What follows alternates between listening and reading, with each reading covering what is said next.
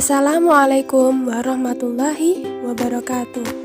Perkenalkan, nama saya Niati Khairah, NIM terakhir 230 dari kelas 5G Pendidikan Agama Islam. Pada video kali ini, saya akan membawakan materi Al-Quran dan Hadis kelas 7 semester genap. Pada semester genap ini, kita akan membahas 3 bab, yang mana 3 bab ini merupakan kelanjutan dari 3 bab yang sebelumnya. Untuk bab keempat, memperindah bacaan Al-Quran dengan tajwid. Kelima, terhapus kesalahanku karena Dia Maha Pengampun. Dan yang keenam, menggapai kebahagiaan dengan sabar dan syukur. Baiklah, langsung saja ke bab yang keempat. Tema, memperindah bacaan Al-Quran dengan tajwid. Dalam memperindah bacaan Al-Quran, tentu saja ada kaidah yang harus diterapkan. 3 diantaranya akan kita bahas. Untuk yang pertama adalah mat tabi'i. Secara bahasa, mat ialah tambah. Sedangkan menurut ulama ahli tajwid, bermakna memanjangkan suara huruf yang wajib dipanjangkan.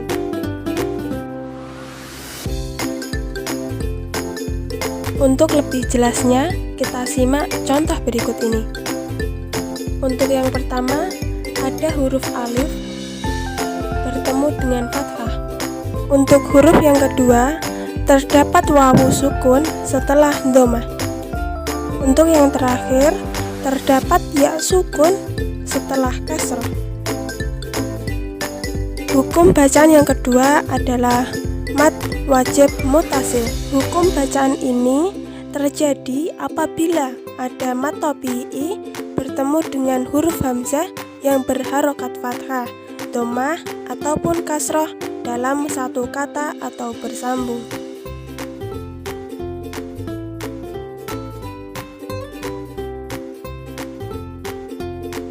Hukum bacaan yang ketiga adalah mad jaiz munfasil. Hukum ini terjadi apabila ada mad tabi'i yang bertempat di akhir kata. Setelah itu terdapat hamzah yang bertempat di kata yang lain di setelahnya, dan tidak ada yang memisahkan antara mad dan hamzah tersebut. Untuk contohnya sebagai berikut.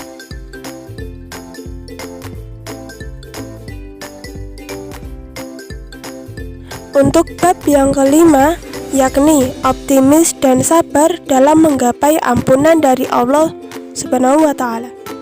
Untuk materi yang pertama adalah Quran Surat Al-Balad ayat 1-10.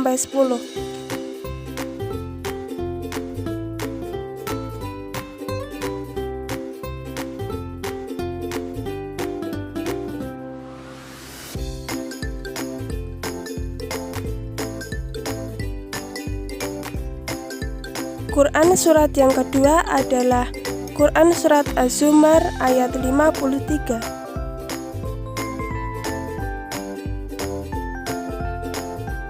Berikut kandungan dari Quran Surat Az-Zumar ayat 53.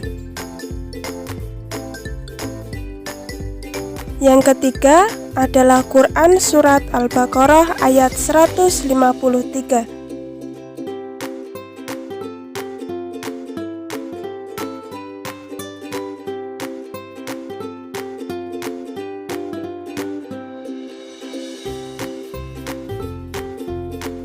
Dari pembahasan ketiga surat di atas, dapat disimpulkan bahwasanya Allah Subhanahu wa Ta'ala sering bersumpah atas nama ciptaannya sebelum memberikan peringatan kepada manusia.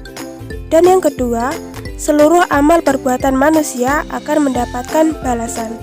Ketiga, betapapun banyak dan besarnya dosa yang kita perbuat, Allah Subhanahu wa Ta'ala akan mengampuninya.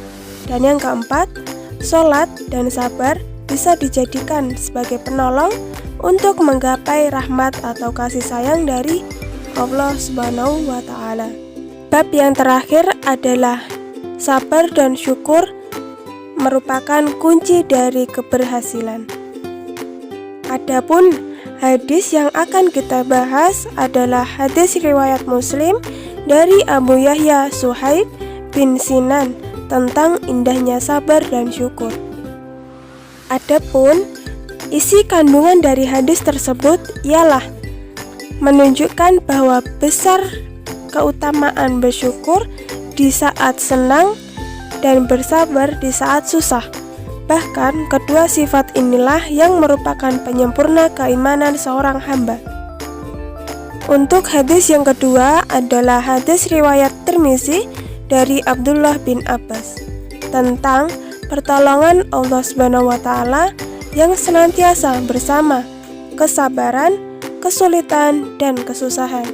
Untuk hadis yang ketiga ialah hadis riwayat Bukhari Muslim dari Abu Hurairah radhiyallahu an yang bertemakan mengharap pahala dari setiap musibah. Dari penjelasan ketiga hadis di atas dapat disimpulkan bahwasanya yang pertama, hadis-hadis di atas menunjukkan bahwa tingkatan-tingkatan iman seluruhnya antara sabar dan syukur. Kedua, kehidupan seorang mukmin seluruhnya dinilai kebaikan dan pahala di sisi Allah. Yang ketiga, seorang hamba yang sempurna imannya akan selalu bersyukur kepada Allah SWT ketika ia merasa senang dan bersabar ketika ia merasa susah. Yang terakhir ialah orang-orang yang tidak beriman akan selalu berkeluh kesah dan murka ketika ditimpa musibah.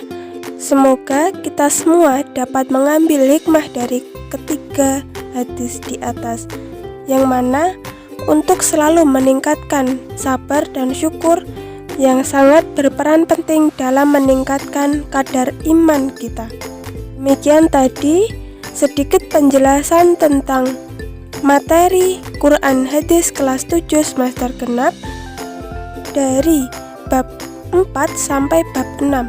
Semoga kita semua dapat mengambil hikmah dan pelajaran dari apa yang sudah kita pelajari. Amin, amin, ya robbal alamin. Demikian yang dapat saya sampaikan. Untuk kurang lebihnya saya mohon maaf. Wassalamualaikum warahmatullahi wabarakatuh.